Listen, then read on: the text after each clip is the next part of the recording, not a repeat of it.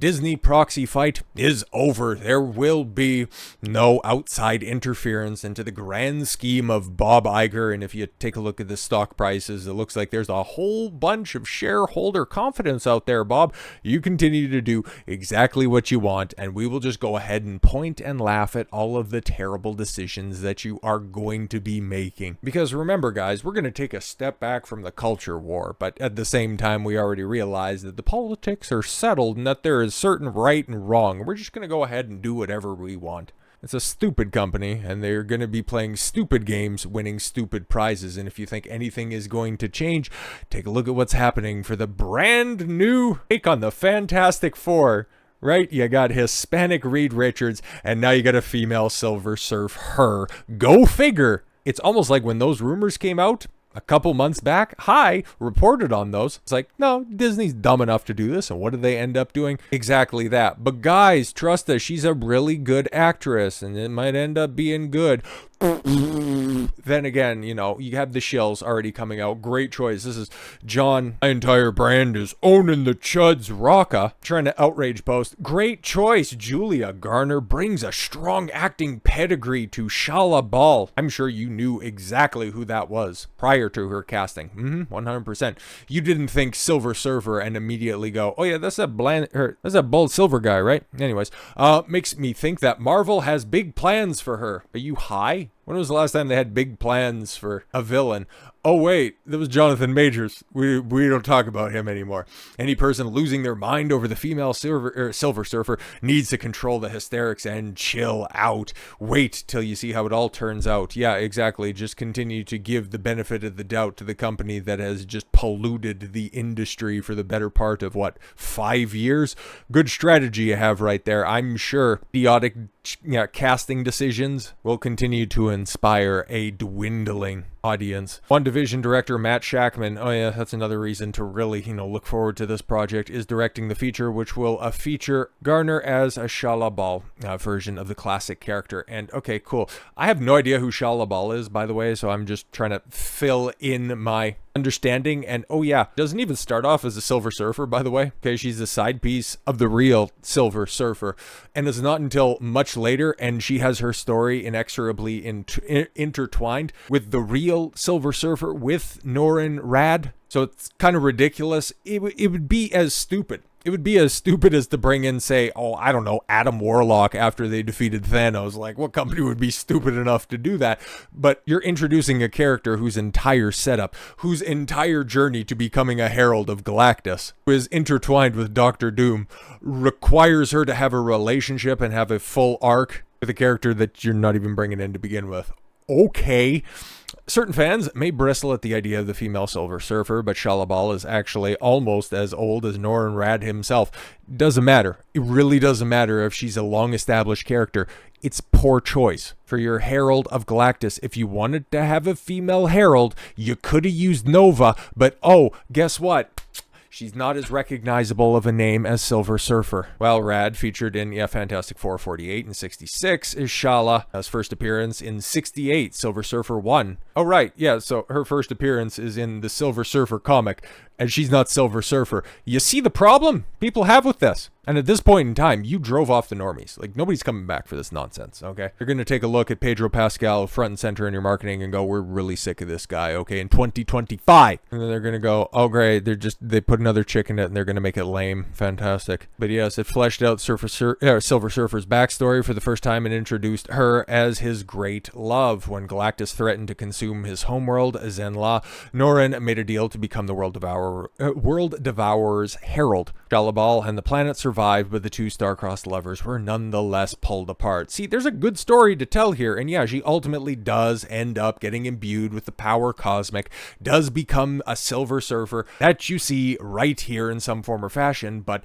there's a story to be told before this, which they're going to go ahead and jump the gun on, meaning, guess what? Disney and Marvel haven't learned a goddamn thing. Not a goddamn thing. WandaVision director Matt Shakman is directing the feature, which stars Pedro Pascal as Reed Richards.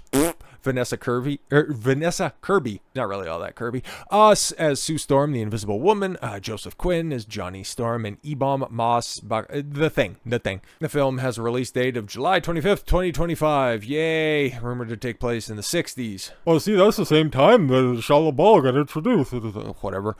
Which, yeah, so writer Stan Lee and artist Jack Kirby first introduced the Fantastic Four. Yeah, we know. It's the first family of Marvel. When you guys are going to point that out? Oh, right. That didn't immediately come up on your Wikipedia search.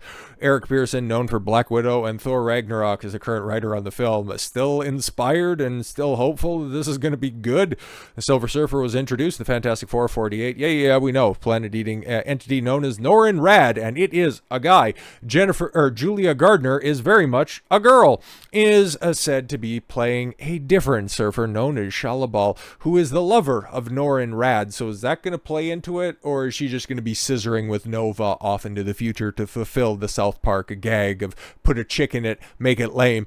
Oh, and also gay. Whatever, man. Okay, 3-time Emmy winner, Ozark. I hear good things about Ozark. I've never seen her before, and, probably in a silver bodysuit. I don't know if she cuts a good figure. I don't really care, man. None of this inspires me. You just continue to disappoint fans by doing your obvious subversive crap. People want to see the Fantastic Four back on screen, but they also want a faithful interpretation of it. Cool. If you're gonna set up Doctor Doom, make him Doctor Doom. You want to set up Silver Surfer, set up Silver Surfer, not Silver Surf her. The Fantastic Four is dead on arrival because you guys make stupid, absolutely stupid casting choices, and you don't have to. There's probably some bald Jack dude that's out there, okay? You could just cast Joey Swole as goddamn Silver Surfer if you wanted to. You can go ahead and do it right for as many criticism, as I have with James Gunn's DCU, but just take a look at that casting list for the Superman movie that's coming out, and you know what? Goddamn it,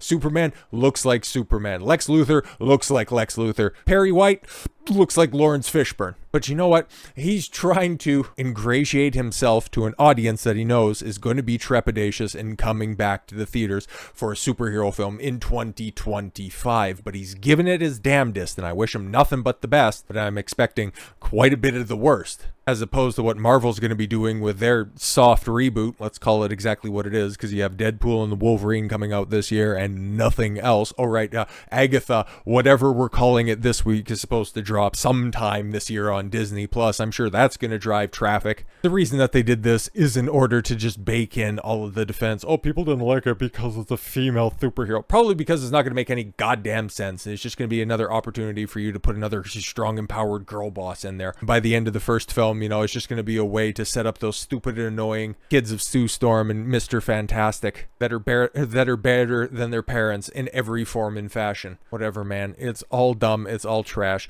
Nobody's excited for it because you continue to denigrate the source material. Could have been easy. It could have been so goddamn easy. Set it in the 60s. Have a traditional first family of Marvel. Have a real Silver Surfer. Or hell, actually, I don't know. Set up Doctor Doom first without having to try to pull on the nostalgia strings or whatever. Just jangle a few more keys in order to try to set up Galactus. Motherfucker, you guys don't even know what you're doing in the long term as a replacement for Kang. But here you are trying to think, 15 steps ahead. Thinking that you're playing this big game of 4D chess, but you don't realize that the guy you're opposite of isn't interested in playing chess and he just pulled a strap on you. You have immediate problems right now, and little publicity stunts like this aren't going to help you out at all whatsoever. I alluded to what DC's doing a little bit earlier, and frankly, with their casting in regards to Superman, outside of canning Henry Cavill, they're trying to do right by the fans. And here you have one of the hottest, not like that, you creeps,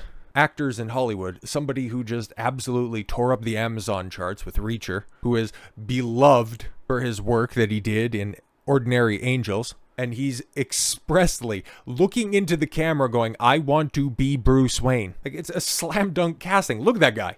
How is that not Bruce Wayne? He's a good actor. He's perfect casting for it, and that would be something. even with the convoluted recent history of Batman in the theaters, how many different incarnations have we seen? Mostly to diminishing returns. But if you put Alan Ritchson in there, even though the storyline that they're going to be drawing off of is, once again, really stupid, because you're skipping over like 3 different Robins in order to get to the end goal of a weird bastardized father-son gimmick, but whatever, don't worry about that. Because if you have a good Batman, you can actually reverse course. You might be able to change things before it's too late. Or hey, maybe just cast the guy and, I don't know, let him be Batman. Have a real Batman on the screen. Have a Dick Grayson Robin. How about do that instead of hopping all the way to Damian Wayne? It's so dumb. It's so absolutely dumb. That's why I started off with the Bob Iger, Nelson Pelt stuff going up in smoke. Bob Iger and the rest of Hollywood, take everything that you want. Go ahead and do everything that you're currently doing right now. Double down on things. Fantastic. Because you know what? You guys will continue to blame everybody else except for yourselves for your own industry's failings. And you know what? There will be people like me. There will be people like you out there just looking at them, not even shocked by their idiocy anymore, just going, you did it to yourself. We were more than willing. We were more than willing to engage in your product, but you keep on telling us over and over again that our opinions don't matter. Our voices need to be silenced, and we just need to accept the slop. But guess what? We have this unique ability to just go ahead, keep money in our pockets, and watch your industry burn. It's things like this. It's casting, like what Marvel's doing. It's the outright avoidance of making the easy pick of making Alan Ritchson, Bruce Wayne, Batman. Is going to lead to Hollywood being rolled up by 2030. So with all that said, thank you all very much for the gift of your time. I've been Don Consuelo. I want you to follow your gut and get after it. Take care, everyone.